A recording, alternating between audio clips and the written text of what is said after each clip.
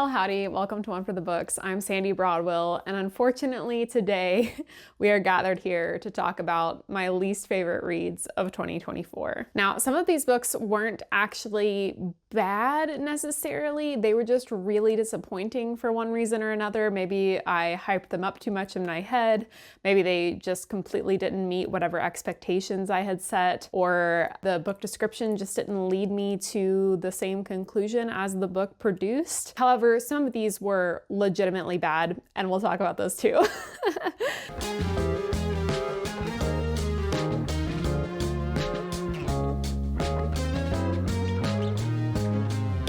So here we go, my top 10 least favorite reads of the year. I'm just going to talk about these in the order that I read them. So all the way back in January 2024, kicking off with The Girl and the Stars by Mark Lawrence. This is the first book in the Book of the Ice trilogy, which is a companion series to the Book of the Ancestor trilogy.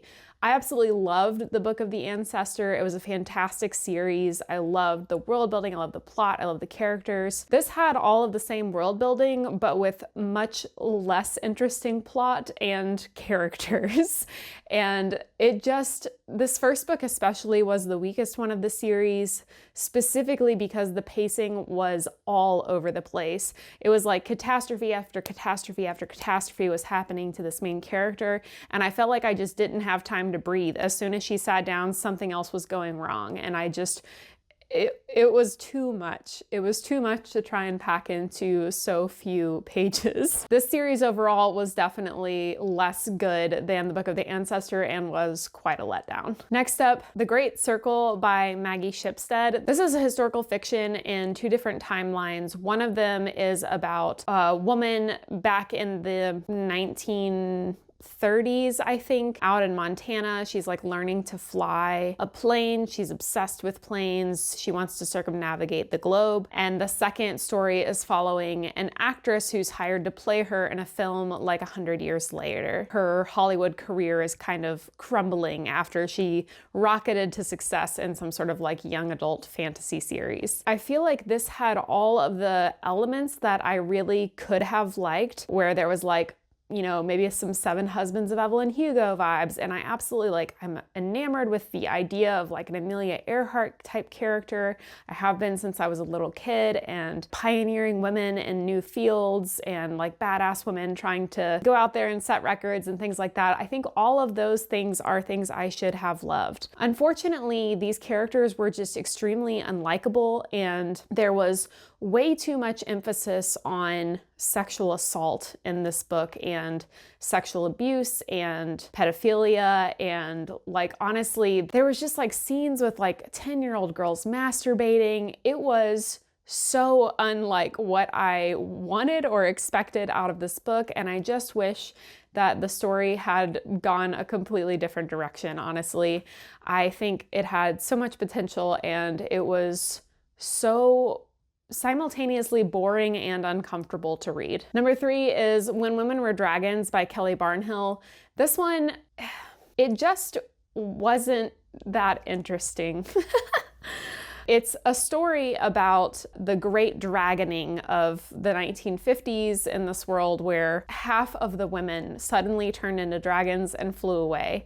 And the main character of this book is a young girl when this happens, and her aunt is one of the people who turns into a dragon, but her mother doesn't.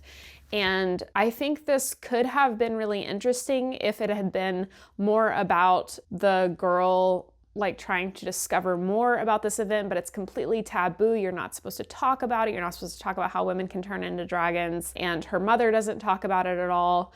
And really, it's just a story about this girl having a very normal life, and there's very little discovering the mystery elements of it at all. I feel like there were so many cool stories here in the periphery. There was like librarians and scientists who were kind of in the underground movement trying to destigmatize dragoning and learn more about it, and why some women turn into dragons and why some women don't. And if we had followed any of those characters, it would have been a much more interesting story. I really don't know why this main character was chosen. She had nothing interesting to say. Next up, we have Red Country by Joe Abercrombie. This is the 6th book in the First Law world. So there's a First Law original trilogy, which starts with the Blade itself. Then there's 3 standalone books and a final trilogy. This is the last of the standalone books. So technically, chronologically, it's the 6th one in the series. Red Country follows some characters that we've seen in the books before and some new characters, mostly new characters. And I was just so let down by this one because I felt like up to this point, every single book, 1 through 5, got better and better and better and better. And by like the 5th book, which was The Heroes, I was like jaw on the floor. I loved The Heroes. It was 5 stars. I couldn't wait to get to the next one. Red Country was a bit of a bomb for me. It was so uninteresting, and I don't know really why the fall off here. I realized that my opinion on this book is not a popular one. My husband also has read this series and really liked this one, but I just felt so disappointed by it. I felt like even though Joe Abercrombie's strength is in his characters, I felt like by this point there was starting to be a lot of repetition in the like types of characters he was using, and it felt a little bit more cookie cutter, where like this was the 3rd character that we have that like starts out on a farm and then their farm gets destroyed by like marauders or bandits or whatever, and then they have to like turn to a life of, you know, revenge or adventuring or whatever. And I'm like, okay, how many times can you recycle this exact same plot in a very short series? And then there was also a significant character that we knew from books past, but you weren't quite sure because their name had changed. You were like, is this who I think it is? Is this someone else? It could be multiple different people. It is finally revealed who that person is, and there is a bit of a feud between this character and another significant character, and I felt like that person's side plot was leading up to what was going to be a really cool fight at the end of the book, and instead they just kind of walked away from it, and I was so disappointed. I felt like there had been breadcrumbs leading up to what was going to be something really epic, and then it fizzled, and I was just like, really? Like, that was the only thing that was keeping me going through this whole book, and then it didn't even happen. What a bummer. Number 5 is How High We Go in the Dark by Sequoia Nagamatsu. This book is a collection of short stories around a central theme. I was under the impression it was about a pandemic. I would say the actual central theme of this book is death, grief, death, ways that death happens, the way that this pandemic had created so many deaths that it completely shifted the culture of this world. And it just follows different people's lives throughout it and how they're affected by death. Some of them have jobs that are related to death. Some of them are dying or have someone who is dying in their lives. One of them was like the father of the scientist who discovered the pandemic. It's a lot of different stories. However, I felt like there was too many. None of the stories really felt long enough or deep enough for me to really care about these characters. And there were like small ways that these stories were connected or that other characters showed up in other stories. But to be honest, I was so disconnected from them, and there were so many of them, that when they did show up in other stories, I was like, is this one of the people from the other story, or is it someone different? And I was like, I felt like there was a web the author was trying to weave, but the strands of the web were too thin for me to see. And so I think this might read better on a reread, but to be honest, it was way too sad for me to ever want to pick it up again. I actually set this book down in the middle and I sobbed. Not because of how well the book was written or like how meaningful it was, but just because it was so freaking sad. I sobbed uncontrollably for like a good 10 minutes, and my husband was like very concerned. I had to really push through to finish this book because honestly, I don't really think it had a whole lot of redeeming qualities for me. It didn't have like some deeper meaning or beauty that it was trying to highlight. It was just depressing, and I felt depressed for reading it. That's all I got out of it. I realize that's also not a popular opinion. This book was super popular a couple years ago. I don't get it. Number 6 today is going to be The History of Bees by Majalandi. This is a book set in 3 timelines, sort of a past 18 or 1900s beekeeper. Then there's a modern day-ish story about a father who lives on a farm and his son. And then there's a future kind of dystopian storyline about a mother and her toddler. I felt that the future dystopian timeline was somewhat interesting, but not interesting enough to carry the dead weight of the other 2 timelines, which were really just about sad, depressing men living sad, depressing lives. And they were pretty despicable characters, honestly, and I just don't understand the point of books like that. Maybe there's some like deeper literary meaning that I'm missing out on, but if I can't like the characters and the plot is not interesting, I don't get the point of it. Number 7, my great shame, is Don Quixote by Miguel de Cervantes. If you've been around this channel for a while, you know the epic struggle I've had with this book. I started buddy reading Don Quixote last year. Yes, in 2023, I read the entire first half of the book as a buddy read. For those of you who don't know, Don Quixote is about 1,000 pages long, and it's like that thin Bible type paper. So it's like a very dense, tiny font, like 1,000 pages. It's a very, very long book. I have an entire video where I talk about Don Quixote that's like 20 minutes long, so I'll try not to go that deep today. But basically, I had a really fun time with about the first third of the book because it's like silly and kind of slapstick, and it was really entertaining. And then it completely gets away from the story of Don Quixote and Sancho Panza. It goes into all these like short stories essentially where like Don Quixote is like meeting a person and they're telling him a story, or like someone's reading out loud and Don Quixote's listening, or Don Quixote meets this person and they just spill out their entire life story to him.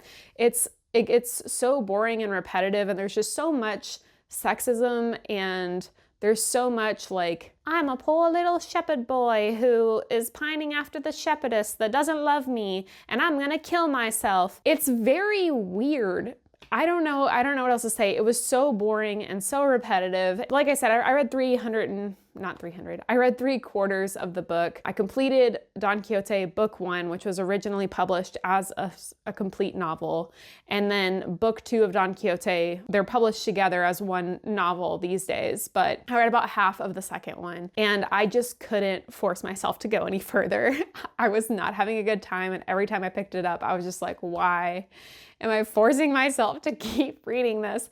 So I feel bad that I did not finish a book that was supposed to be a buddy read with my friend, but it just wasn't working out for me. Number 8, I am sorry to say, is Howling Dark by Christopher Rocchio. This is the second book in the Sun Eater series, and this is one that is not bad.